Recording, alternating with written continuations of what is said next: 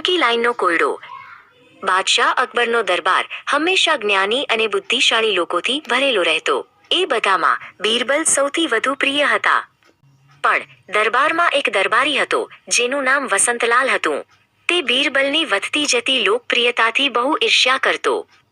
એક દિવસે વસંતલાલે બાદશાહને એક મુશ્કેલ કોયડો પૂછવાનું વિચાર્યું જેનો જવાબ બીરબલ પણ ન આપી શકે।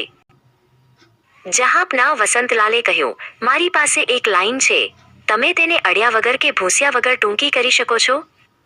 બાદશાહે તરત જ એક લાંબી લાઈન દોરી અને વસંતલાલ સામે જોયું। પછી ઘણા દરબારીઓએ પ્રયત્ન કર્યો પણ બધા નિષ્ફળ ગયા। છેલ્લે બાદશાહે બીરબલને બોલાવ્યા। બીરબલ, તારો બુદ્ધિનો ઉપયોગ કર, બાદશાહે કહ્યું, આ લાઈનને સ્પર્શ કર્યા વિના ટૂંકી કર। બીરબલે ધ્યાનથી લાઈન જોઈ। પછી તેણે હસતા હસતા પોતાના હાથમાં ચાક લીધો। બીરબલે મૂળ લાઈનને અડ્યા વગર તેની બાજુમાં એક નવી ખૂબ લાંબી લાઈન દોરી દીધી। જહાંપનાહ, બીરબલે કહ્યું, જુઓ, આ મૂળ લાઈન હવે ટૂંકી થઈ ગઈ છે પણ મેં તેને સ્પર્શ પણ નથી કર્યો। બાદશાહ હસી પડ્યા અને વસંતલાલે પોતાની ભૂલ સ્વીકારી।